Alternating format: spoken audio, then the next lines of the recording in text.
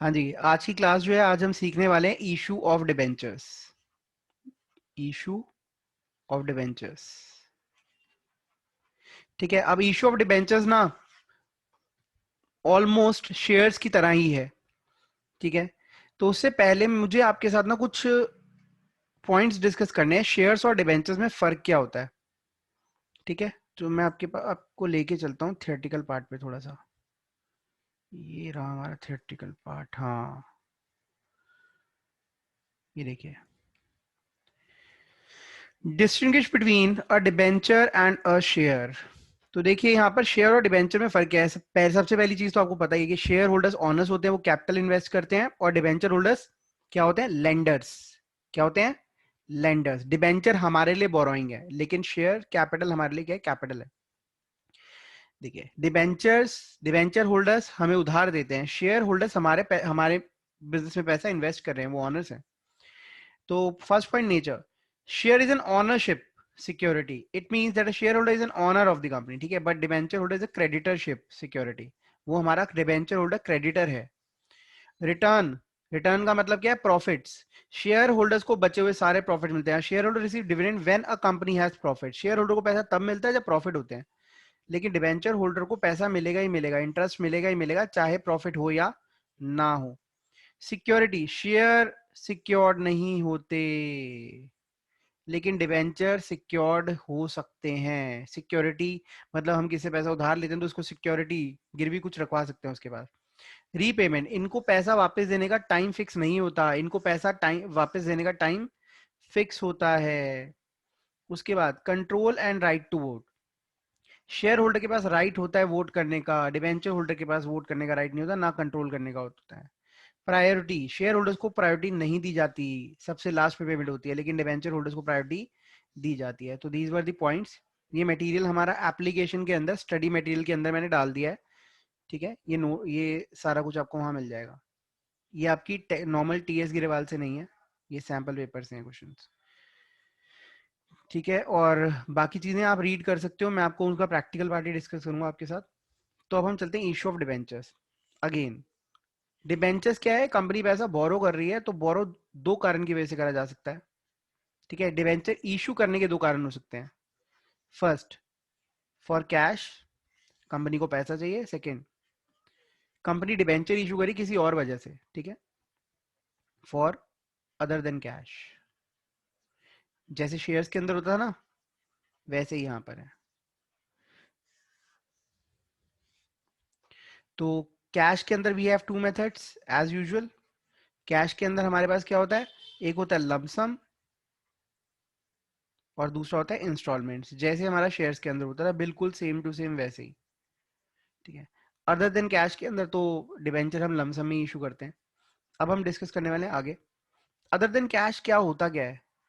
ठीक है, हम डिबेंचर को इशू कर रहे हैं फॉर परचेज ऑफ एसेट और बिजनेस। हमने कोई एसेट खरीदी, हमने उसको पैसा देना था, हमने कहा ऐसा कर भाई, पैसा नहीं, अभी तू हमारा डिबेंचर होल्डर बन जा, जो तेरा पैसा है एज अ डिबेंचर होल्डर अब तू हमारा क्रेडिटर बन चुका है, हम तेरे को लिखित में दे देते हैं। और for payment of liabilities, other liabilities. हम कई बार कुछ और लाइबिलिटी पे करनी होती है, जैसे कोई पर्सन था, हमने उसको कोई पैसा देना था, हमने कहा अभी पैसा नहीं दे रहे, अभी तेरे को हम अपना डिबेंचर होल्डर बना रहे हैं, ये ले, हम लिखित में दे रहे हैं कि तू हमारा डिबेंचर होल्डर है, हम तुझे ब्याज भी देंगे और तेरा पैसा टाइम के साथ साथ वापस भी करेंगे, एटसेट्रा एटसेट्रा। ठीक है, अभी इसको ज्यादा नहीं करते क्योंकि शेयर्स पे हम कर चुके हैं। ठीक है, अब देखिए डिबेंचर्स के बारे में हम बात करने वाले हैं। तो डिबेंचर्स का जो इशू प्राइस होता है, इशू प्राइस का मतलब क्या है? कंपनी लोगों से पैसा ले रही है, तो जितना पैसा कंपनी लोगों से ले रही है उसी को हम बोलते हैं इशू प्राइस।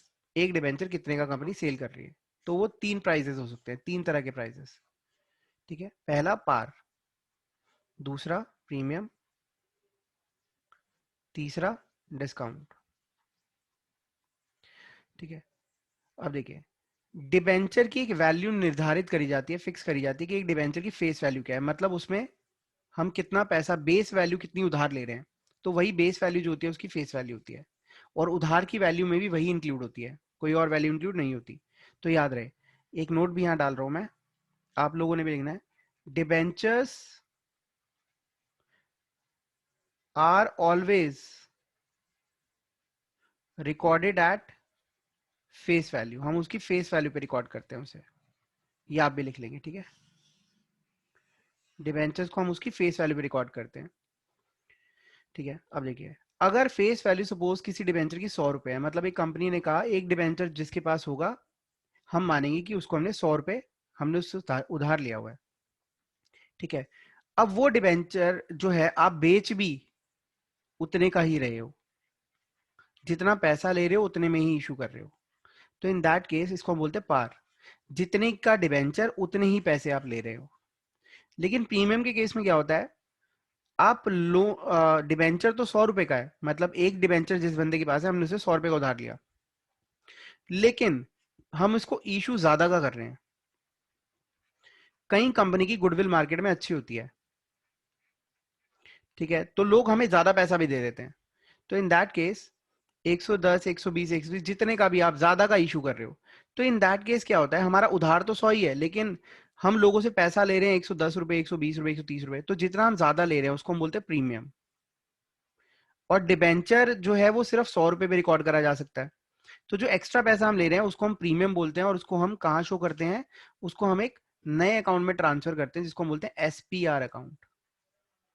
जितना ज्यादा पैसा हम लेंगे वो यहाँ पर हम क्रेडिट कर देंगे एसपीआर अकाउंट में, ठीक है। अब बात आई दूसरी, दैट इज, अब जो हम डिबेंचर है उसकी फेस वैल्यू है दैट इज 100, हम 100 रुपए का डिबेंचर इशू कर रहे हैं लेकिन लोगों से पैसा ले रहे हैं कम, इशू प्राइस जो है वो कम है,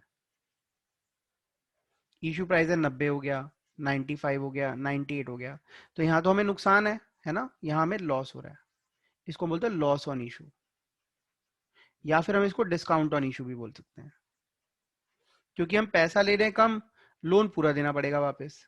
तो इन दैट केस क्या होता है, ये हमारा जो नुकसान है ये डेबिट कर दिया जाता है लॉस ऑन इशू या फिर discount on issue of debenture account,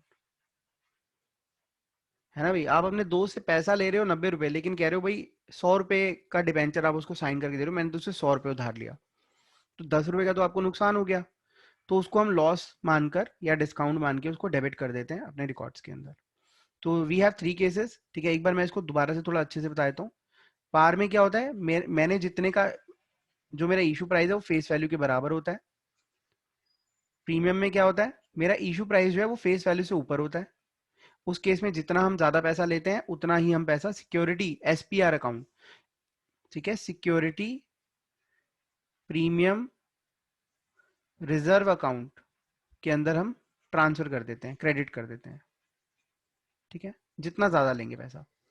discount के अंदर क्या होता है, डिस्काउंट के अंदर हमारा इशू प्राइस जो होता है वो कम होता है फेस वैल्यू से, इन दैट केस जो लॉस है वो हम डेबिट कर देते हैं डिस्काउंट और loss on issue of debenture account. बस ये बात आपने समझनी थी। अच्छा, शेयर्स के अंदर कौन सा केस नहीं आता, शेयर्स में डिस्काउंट का केस नहीं होता, बाकी पार और प्रीमियम शेयर्स में भी है, ठीक है, आप वीडियोस देख सकते हैं उसकी एप्लीकेशन में। ओके, तो अब हम आगे चलते हैं। देखिए, अभी हम करने वाले जो टॉपिक वो हमारा है issue of debentures for cash,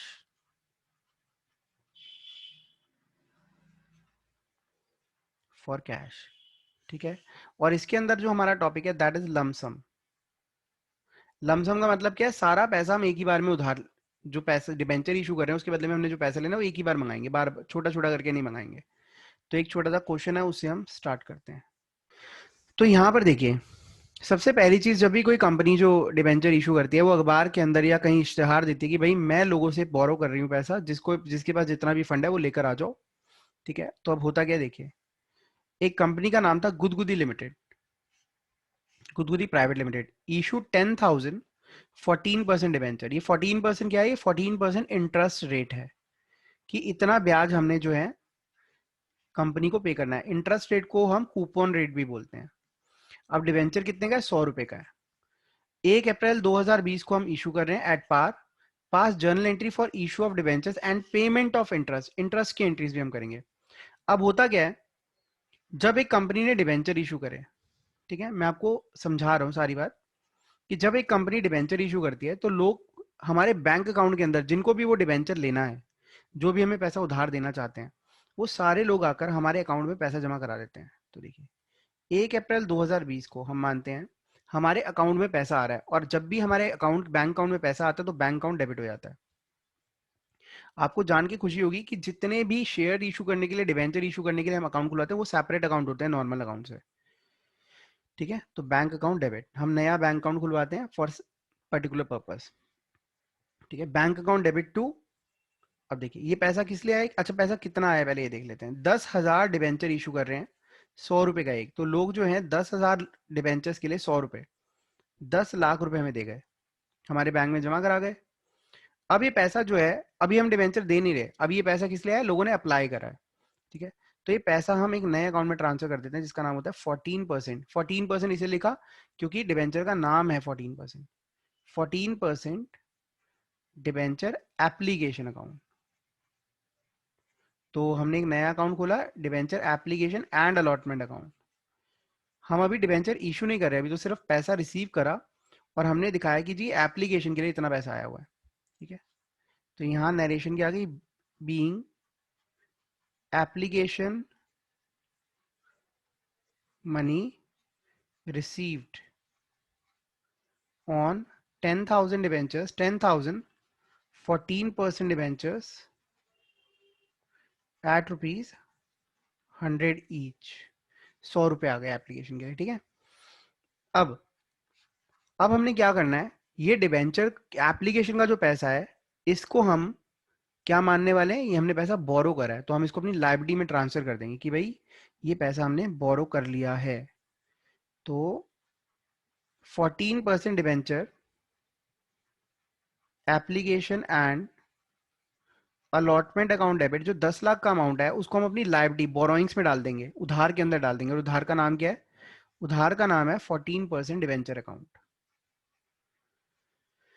ठीक है, तो ये अब हमारे ऊपर 10 लाख का उधार आ गया। अगर आप ध्यान से देखें तो ये जो अकाउंट है और ये जो अकाउंट है, डेबिट हुआ और क्रेडिट होके खत्म हो गया, इनका रेलिवेंस खत्म। जैसे आप किसी उधार लेते हो तो एंट्री क्या होती है, कैश टू लोन या बैंक टू लोन। तो आप अगर यहाँ देखें तो यहाँ पर भी एंट्री क्या हो रही है, बैंक टू लोन। लोन का नाम क्या है, 14% डिवेंचर। ठीक है, और यहाँ पे हम नरेशन डाल देंगे। अच्छा, इसको क्रॉस नहीं करना आपने, ये तो मैंने आपको दिखाया, ये प्रोसेस है हमारा कि पहले एप्लीकेशन का पैसा आता है उसके बाद हम उसको लोन में डालते हैं। यहाँ देखा, being application money transferred and debentures issue, ये हमने डिवेंचर इशू कर दिए। ठीक है जी, अब आप कहोगे सर इसकी बैलेंस शीट, अगर हम नॉर्मल बैलेंस शीट बनाते हैं, कंपनी की बैलेंस शीट का फॉर्मेट अलग होता है। ठीक है, अगर मैं इसको नॉर्मल बैलेंस शीट दिखाऊं तो नॉर्मल बैलेंस शीट में कैसे आएंगे देखिए। ठीक है, ये हमारी एसेट साइड होती है जहां पे हम अपनी एसेट दिखाते हैं, और ये हमारी लाइबिलिटी साइड होती है जहां पर हम अपनी लाइबिलिटी दिखाते हैं। देखिए, तो एसेट्स में आ गया बैंक बैलेंस, बैंक बैलेंस कितना आ गया, 10 लाख रुपए है, और लाइबिलिटी में क्या आ गया, 14% डिवेंचर्स अकाउंट, 10 लाख। ठीक है, दोनों साइड हो गई इक्वल। कोई डाउट है तो आप पूछ सकते हो। अब मैं अगर आपको लमसम की जर्नल एंट्रीज लिखवाऊं, लमसम वाले केस की जर्नल एंट्रीज लिखवाऊं तो क्या होंगी इनकी जर्नल एंट्रीज। ठीक है, journal entry for issue of debentures, इसको आप लिख सकते हैं, फॉर्मेट एंट्रीज हैं जैसे बुक्स में लिखी होती है ना। देखिए, तो सबसे पहली एंट्री क्या होती है, फॉर एप्लीकेशन मनी रिसीव्ड, सबसे पहले हमें एप्लीकेशन मनी रिसीव होती है। जब हमें एप्लीकेशन मनी रिसीव होती है तो हमारे बैंक के अंदर पैसा आ जाता है, बैंक अकाउंट डेबिट। ठीक है, और अभी हम डिबेंचर इशू नहीं कर रहे, अभी हमें सिर्फ अप्लाई करा है लोगों ने। ठीक है, लोग ज्यादा पैसा भी दे सकते हैं, कई बार हमें कम भी दे सकते हैं, है ना। तो हम पैसा लेते ही उधार नहीं देते, कंपनी के अकाउंट में पैसा आया है, कंपनी पहले देखती है किन लोगों ने पैसा दिया, कितना पैसा दिया, उसके हिसाब से उन्हें सिलेक्ट करती है, हाँ चलो भाई ये डिबेंचर होल्डर्स हैं, इनका पैसा हम एज अ लोन एक्सेप्ट कर रहे हैं। ठीक है, बैंक अकाउंट डेबिट, और वो पैसा कहाँ चला जाता है, to percentage debenture application and allotment account. ठीक है, तो पहली एंट्री तो हो गई debenture application, bank to debenture application allotment account. दूसरी एंट्री, सेकेंड एंट्री किस चीज की होती है, for issue of debentures, for application money transferred and debentures issued. अब हम वो एप्लीकेशन का जो ये पैसा आया हुआ था इसे ट्रांसफर कर देते हैं। ठीक है, परसेंटेज डिबेंचर, ध्यान से समझना, ये एंट्री बहुत इंपॉर्टेंट है आपके लिए। Application and allotment account debit. ठीक है, और ये पैसा हमारा कहाँ ट्रांसफर हो जाता है? डिबेंचर्स में। और डिबेंचर्स हमारे लिए क्या है? लोन। और लोन क्रेडिट होता है। अब देखिए, सपोज 10 लाख रुपए हमारे पास आए थे, तो हमने कितना पैसा ट्रांसफर करा था? 10 लाख आए और 10 लाख का ही लोन था। आपको पता है कौन सा केस बन गया? ये केस बन गया पार का। ठीक है, this was a par case. Par मतलब जितने पैसे लिए उतने की डिवेंचर दे दिए। ठीक है, उतने का ही हमने लोन में पैसा ट्रांसफर कर दिया। लेकिन डिबेंचर महंगा भी तो इशू हो सकता है। याद है कौन सा वाला केस था? प्रीमियम, है ना? अगर प्रीमियम में क्या होता है? प्रीमियम में हम पैसा ले रहे हैं 12 लाख, एग्जाम्पल, तो एप्लीकेशन पे कितना आएगा? 12 लाख। ठीक है, अब पैसा तो आया 12 लाख, लेकिन हम डिबेंचर दे रहे हैं 10 लाख के। डिबेंचर कितने के दिए? 10 लाख के, क्योंकि हमने डिबेंचर तो 10 लाख के 12 लाख में इशू करे हैं। पैसा ज्यादा ले लिया। उस केस में क्या बताया था मैंने? उस केस में जो एक्स्ट्रा पैसा है वो कहाँ ट्रांसफर हो जाएगा? Security premium reserve account. ठीक है, कितना? 2 लाख रुपए। हो गई ना एंट्री? 12 लाख आया, 10 यहाँ गया, 2 यहाँ गया, दोनों साइड हो गई इक्वल। ठीक है, अब हम एक नया पेन ले लेते हैं जिसके अंदर हम अपना डिस्काउंट भी कर लेंगे।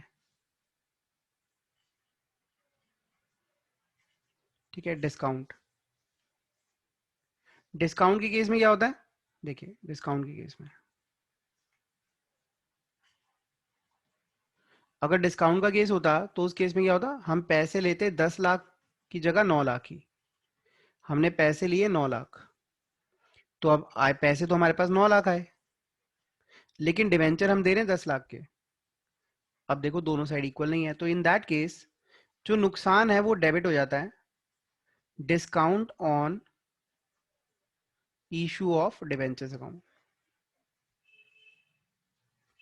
ये नुकसान है। ठीक है, और ये यहाँ डेबिट हो जाता है। ठीक है, कितना अमाउंट? 1 लाख।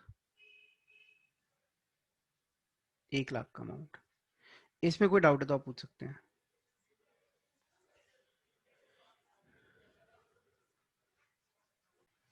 तो देखिए यहाँ पर जय माता दी लिमिटेड जो है इशू कर रही है ये। अच्छा, प्रीमियम वाला केस है, यहाँ हेडिंग डाल देना, प्रीमियम का केस है। जय माता दी लिमिटेड इशू 20,000 10% डिबेंचर। यहाँ डिबेंचर का रेट ऑफ इंटरेस्ट है 10%, 100 रुपए का एक, एट 10% प्रीमियम। मतलब 100 रुपए का डिबेंचर है, उसमें 10% ऐड कर दो तो वो हो गया 110 का। ठीक है, तो 100 वाला डिबेंचर 110 का इशू कर रही है।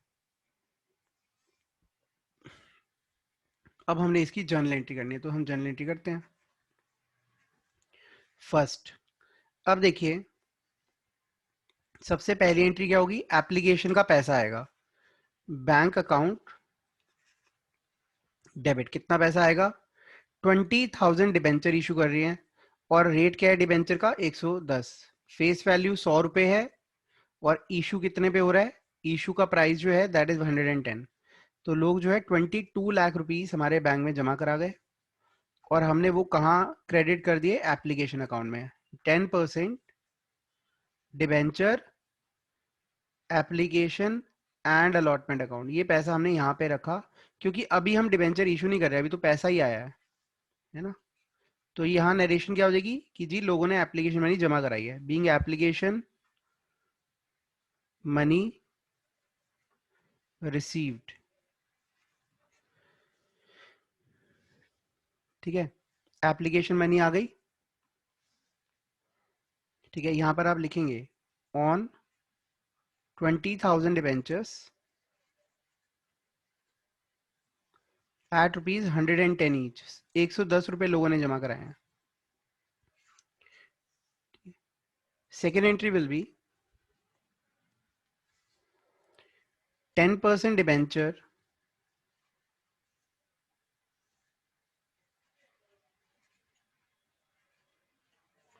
Application and allotment account. Second entry में हम क्या करते हैं, पैसा ट्रांसफर करते हैं अपने लोन अकाउंट्स में। अब हमें 22 लाख मिले हैं, लेकिन याद रहे डिबेंचर को आप 22 लाख का रिकॉर्ड नहीं कर सकते, रिस्ट्रिक्शन है।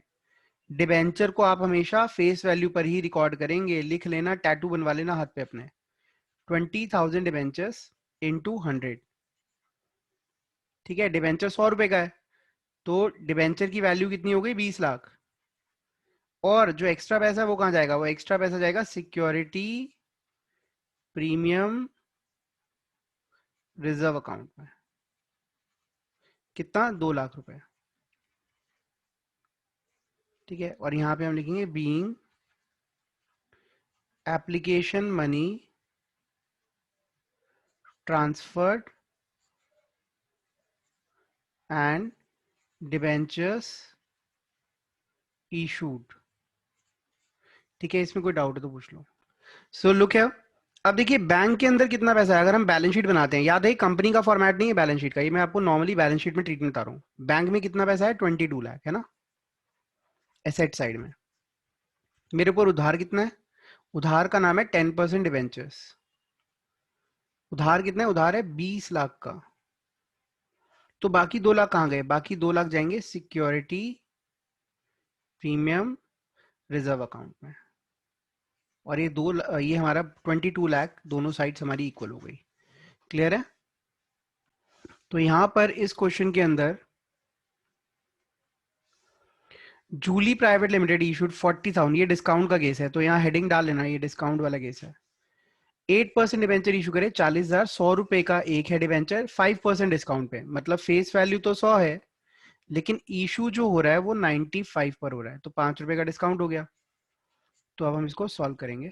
देखिए पहली एंट्री क्या होगी, बैंक अकाउंट डेबिट। ठीक है, कितना पैसा आएगा हमारे अकाउंट में, अब हमारे अकाउंट में 40,000 डिवेंचर्स इंटू 95, तो ये हो जाएगा 4, 5, 24, 9, 36, 38 लाख। 38 लाख रुपीज हमारे अकाउंट में आया, और अभी हमने उसको कहाँ ट्रांसफर कर दिया, 8% debenture application and allotment account, 38 lakh. ठीक है, और यहाँ नरेशन आ जाएगी बीइंग एप्लीकेशन मनी रिसीव्ड, वही वही जो हम पहले लिखते हुए आए हैं। उसके बाद ये जो पैसा है 8% debenture application and allotment account debit 38 lakh, ये पैसा हम लोन में ट्रांसफर कर देंगे। लोन कौन सा, लोन का नाम क्या है, बोरोइंग्स का नाम क्या है हमारी, 8% डिवेंचर अकाउंट, ये हमारी लायबिलिटी आ गई। अब देखिए डिवेंचर को तुम फेस वैल्यू पे रिकॉर्ड करते हैं, और फेस वैल्यू है 40,000 इंटू 100, 40 लाख के डिवेंचर्स। तो अब नुकसान कहाँ डेबिट होता है, नुकसान डेबिट होता है यहाँ, discount on issue of debentures account, 2 lakh. ठीक है, यहाँ वही नरेशन आ जाएगी being application money transfer and debenture issued and discount recorded. कोई डाउट है तो पूछ लो। बैलेंस शीट के अंदर हमारे बैंक में जो अमाउंट आएगा that will be 38 lakh, debenture जो है दैट विल बी 40 लाख, और जो डिस्काउंट है वो एसेट साइड पे इशू हो जाएगा। ठीक है, डिस्काउंट, क्योंकि लॉस है, लॉस को जब तक खत्म नहीं करेंगे वो एसेट साइड पे ही आएगा, क्योंकि लॉस के बैलेंसेस डेबिट होते हैं। ठीक है, एनी डाउट पूछ लो, इस पे हमने डिस्कस और भी करना है अभी थोड़ी देर बाद।